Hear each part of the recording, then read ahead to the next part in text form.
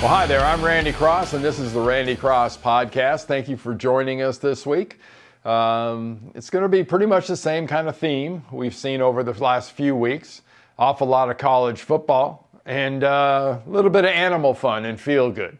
Our guest this week is going to be Aaron Taylor from CBS Sports. Aaron's the founder of the Joe Moore Award. Covers a lot of college football throughout the season. One of my cohorts on Inside College Football Tuesday nights on CBS Sports Network. And his passion is play of the offensive line in the pits. And, you know, as a couple of old broken down offensive linemen can do, we'll try to break that down for you and give you a preview of what you might see from the nation's best offensive lines this year. That is LSU, the winner from last year. And their quarterback down there in the three-point stance that looks kind of goofy, well, he's not used to being in one. So that's Joe Burrow, the Heisman Trophy winner with his boys last year in front of that gigantic trophy. The Joe Moore Award, by the way, is the largest trophy given out in sports, and it ain't even close. That thing is massive. All right, let's get this whole thing going, and we'll start off with my buddy Aaron Taylor.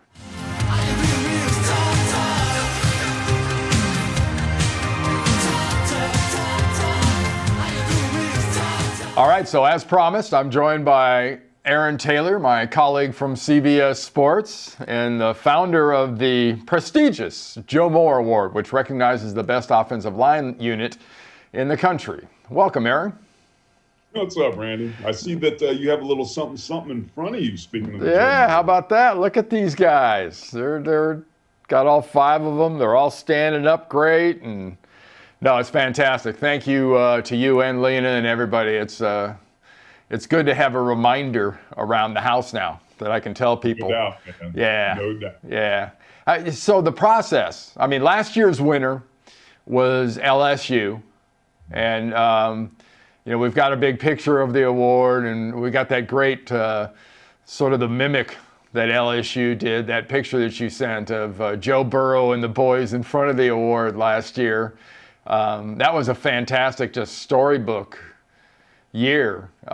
Sort of by those standards, would a fan sort of figure that Florida is one of the leaders in the clubhouse because of the year that Trask is having and how that offense is playing? Man, I tell you what, there's no question, Randy, that there's a connection between offensive line play and championship football. And LSU proved that perfectly last year. And last year was a unique year just because of what LSU's offensive line was asked to do. They were basically in scat protection, which means 5-man pass pro with no running back help, no tight end help, multiple times.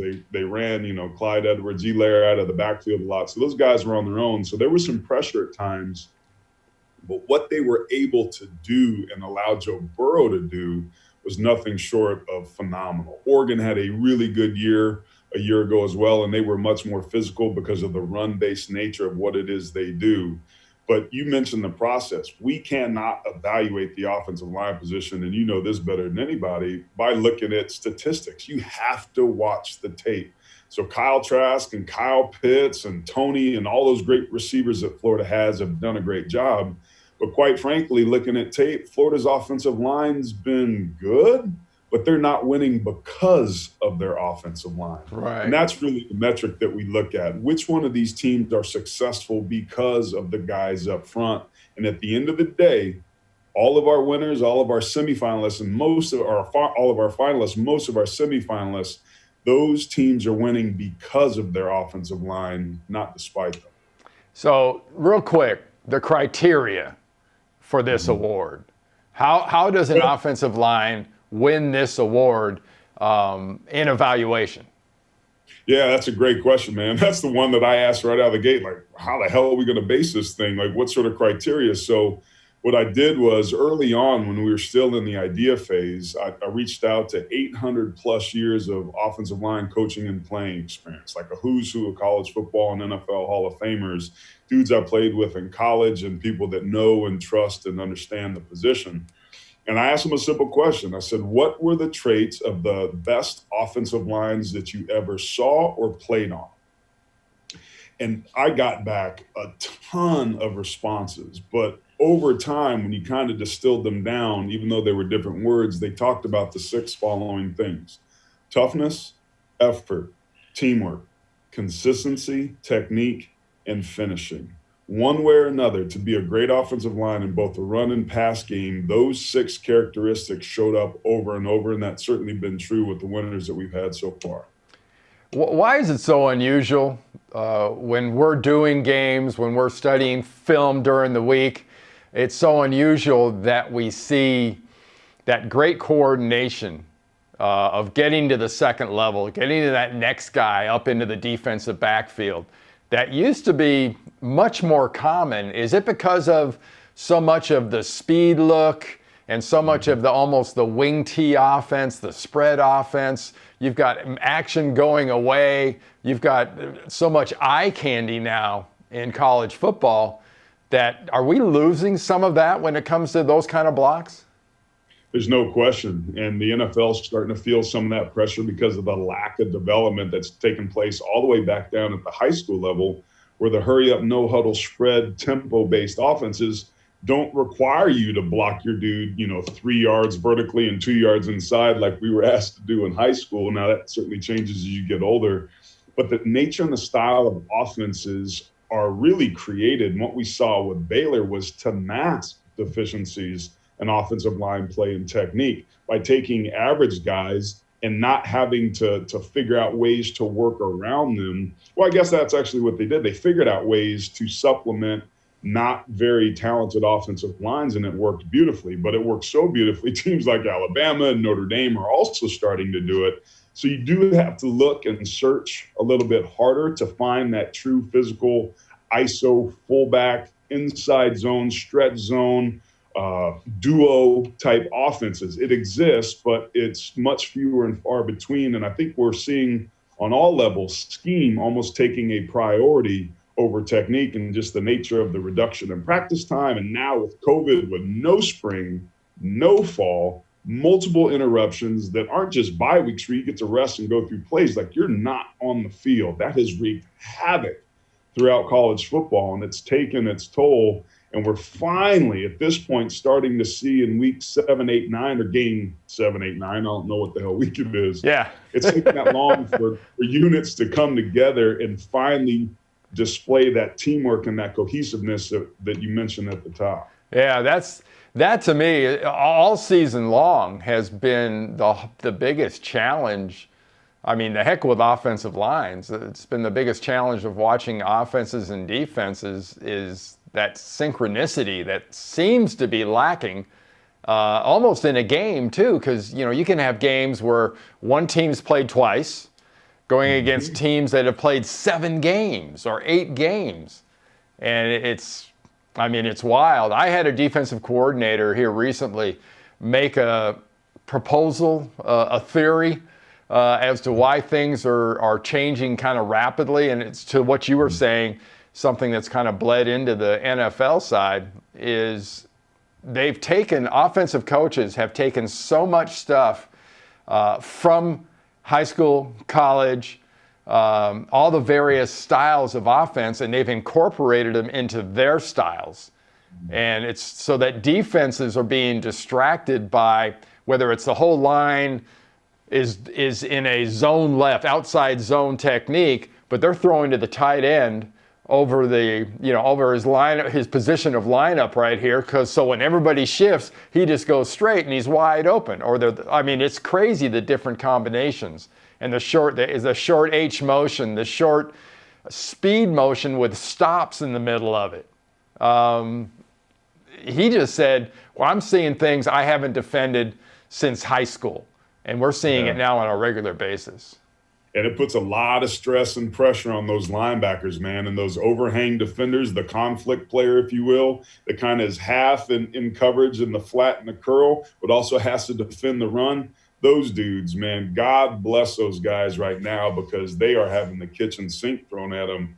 And to your point, all of the best, brightest, innovative coaches in coaching that happens in the sport of football happens on the high school level, not on the collegiate level, not on the the professional level. The professional level is the last to innovate, and they're the slowest to change because they're archaic dinosaurs, and it's always the way that we've done it.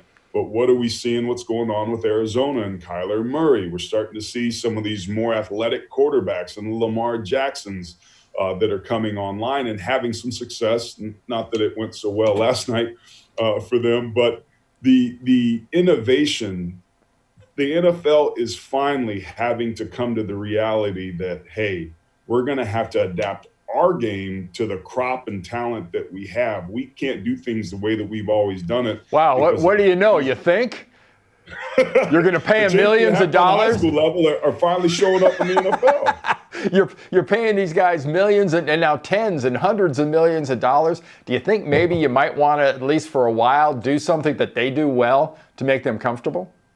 Yeah, well, you got an Aaron Rodgers and a Tom Brady. You ain't got to change a damn thing. But now those guys are few and far between. You have to adjust to kind of the mobility that I think is starting to take over college football, and the NFL starting to see that now as well. Hey, before we move on to some of the stuff that happened this weekend in college football, just real fast, the Joe Moore Award, you always name semifinalists and kind of then a list of teams that are sort of in the hunt. When is that going to be done? When is that going to be released? And, sort of who from a semifinalist standpoint are we looking at? Yeah, that's a great question. In fact, today at 10 p.m. Eastern on Monday, what is it, November 16th, I guess it is. I lose track of days and time. We're going to announce our midseason honor roll. And our honor roll is basically the lowest bar, and it's for the teams that display some of the characteristics and traits that make the offensive line position great some of the time. So on that list, you often see the academy teams. You see a lot of the group of 5 teams. There's some really good football and technique that's being out there that's being played. So I don't want to give away who's going to be on it because we're about to release it.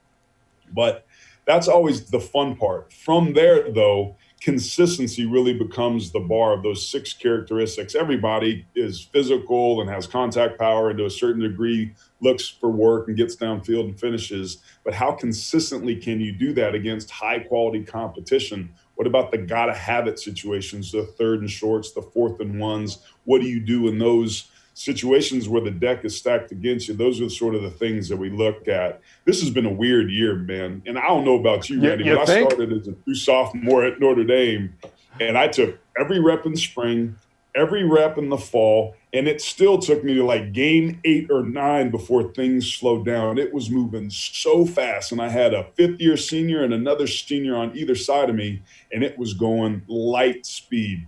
These guys, what they've been asked to do up front and in football in general is nothing short of miraculous given all of the challenges and fluidity that COVID has brought. But we're starting to heat up now, and we're starting to see some units start to separate themselves. Notre Dame struggled in week 1 against Duke. Quite frankly, that right side was on the ground a lot, and they just looked discombobulated. But we all saw what they did last weekend, a couple weekends ago against Clemson. They've gotten better, and that's what good teams and good units do, and that's what I expect we'll see for the rest of the season up front. What stood out to you this weekend, college football-wise, besides your Irish going into Boston College and avoiding an upset?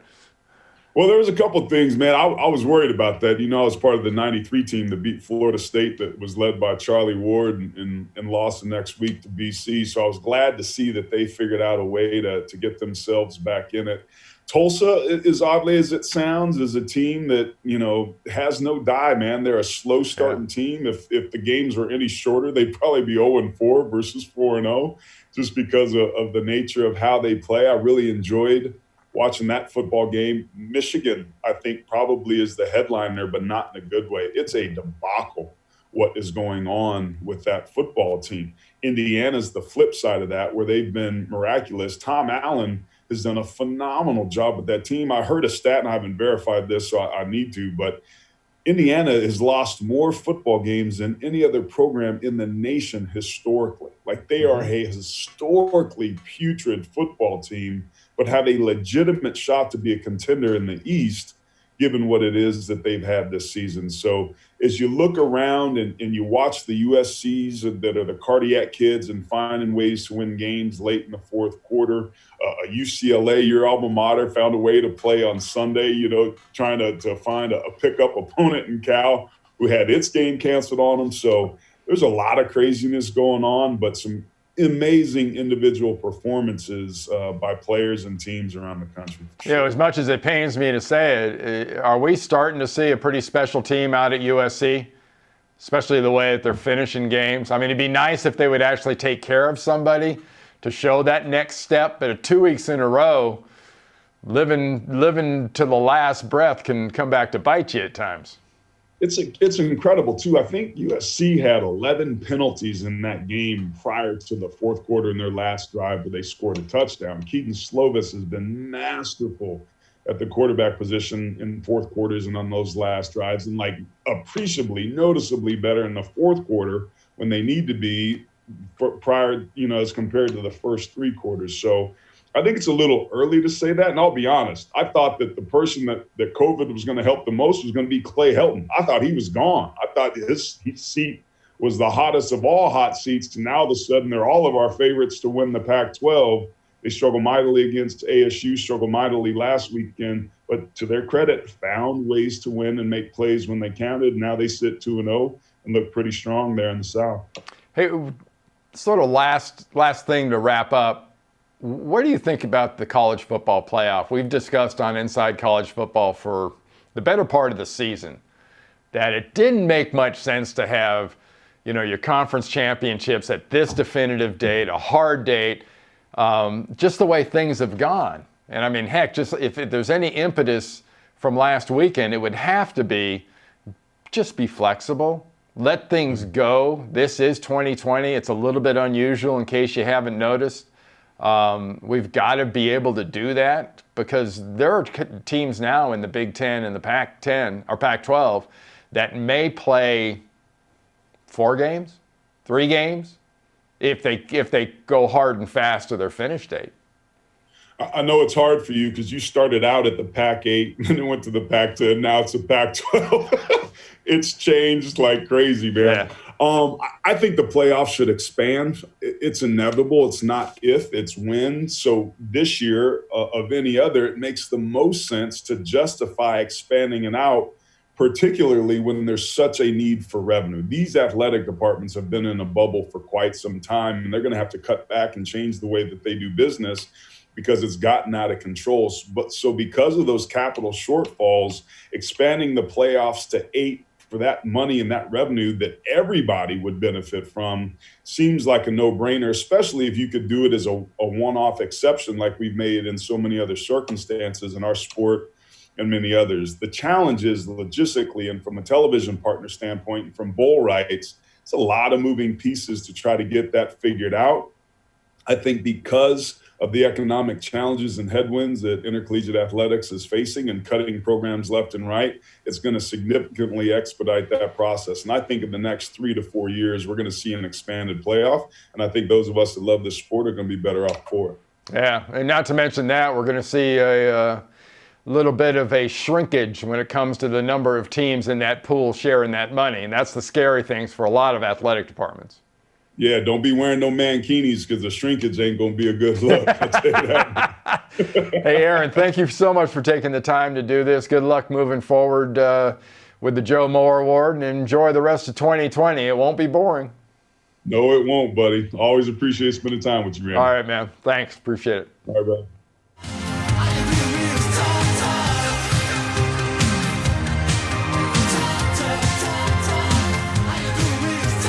All right, thank you to Aaron. Really appreciate you joining us. Hopefully you've learned a little bit of something about the Joe Moore Award and college football in general. And what you didn't learn there, you might learn a little bit here in sports, where we're going to cover college football and just a taste of golf. Here we go.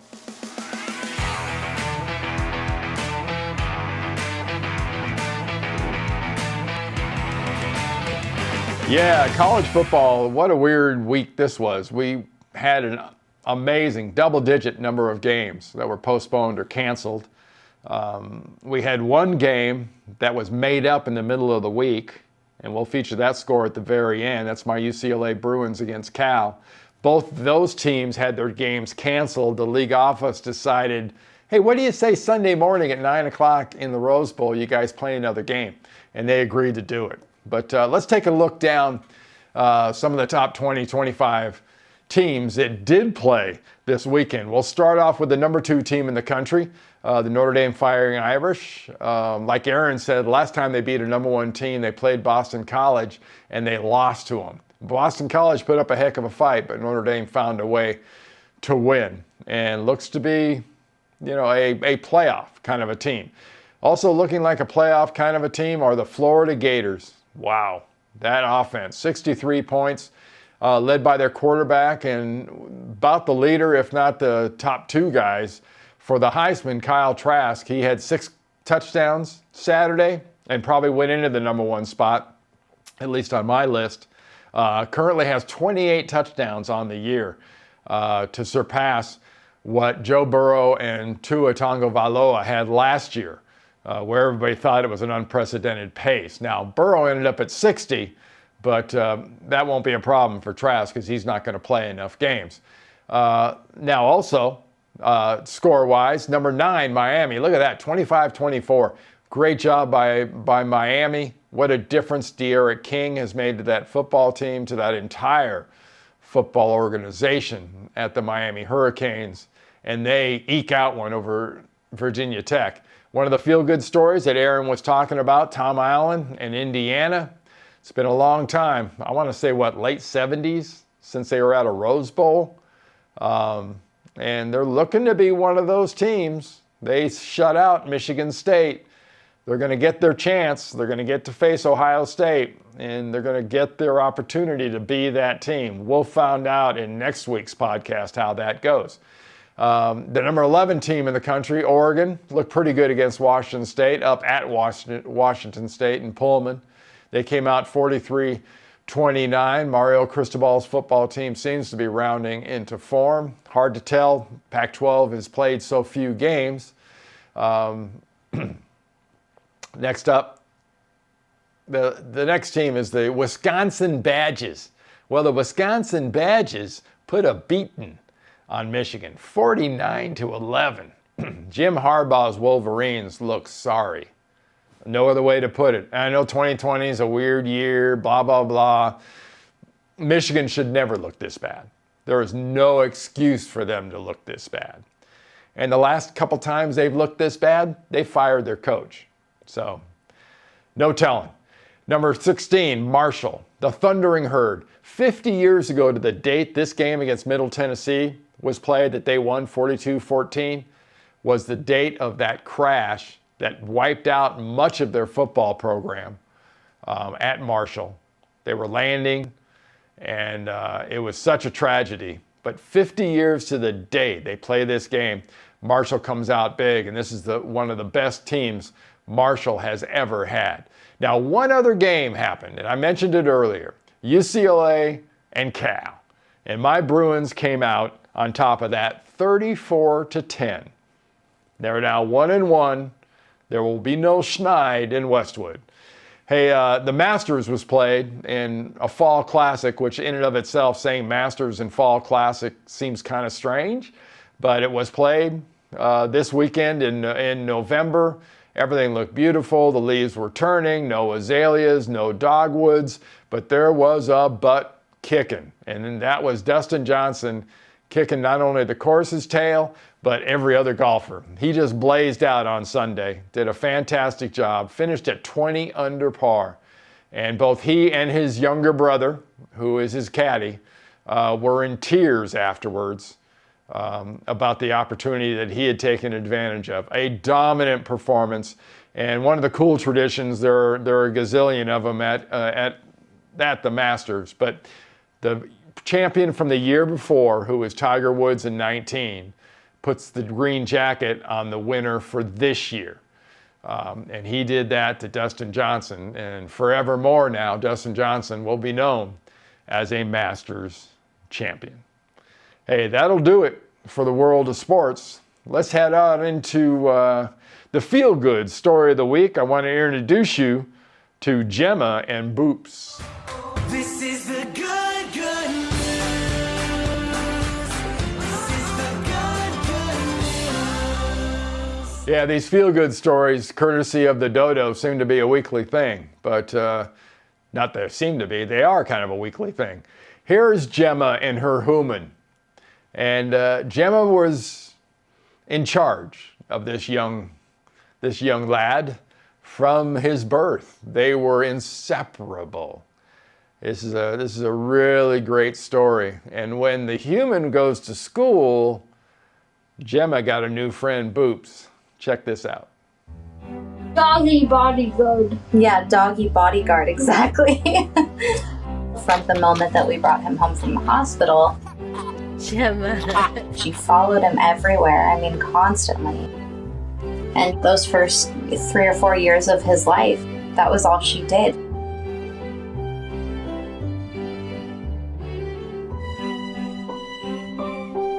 When Elliot went to preschool, oh my gosh, she was just like mopey.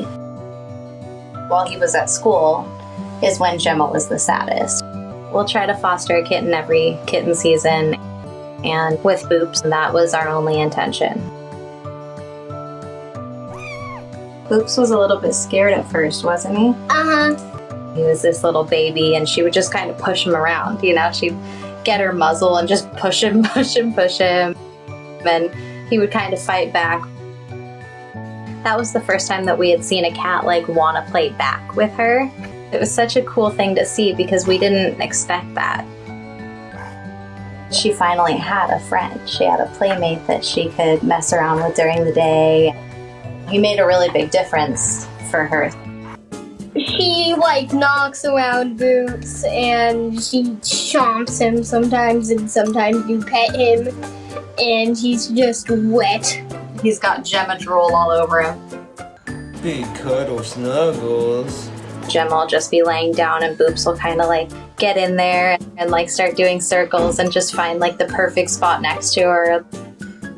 So it's such a sweet bond to see, and it's awesome that it's like still continuing to this day.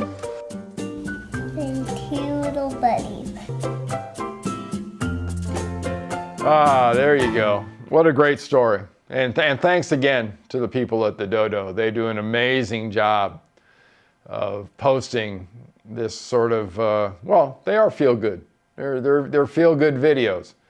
And goodness knows we need feel-good videos right now. All right. Hey, I want to remind you where you found this podcast. You can find it at all the normal places as far as Twitter and Facebook and Instagram, and soon to be on Parler and brewingtruth.com and barnburner.ca and iTunes and the rest of them. But you can always go to randycross.com to find it.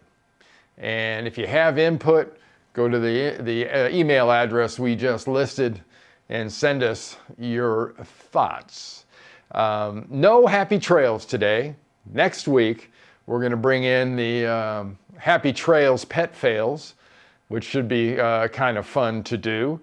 We were thinking about doing kind of an election fails from both sides and how much fun that would be. Election hasn't been fun, to put it lightly, and it's also not over. So given the reaction on this last Saturday night, I'd keep the plywood up for a while. And, when all this comes to a head, it comes to a head. We'll see how this goes. But next week, Pet Fails, Happy Trails. We'll see you then.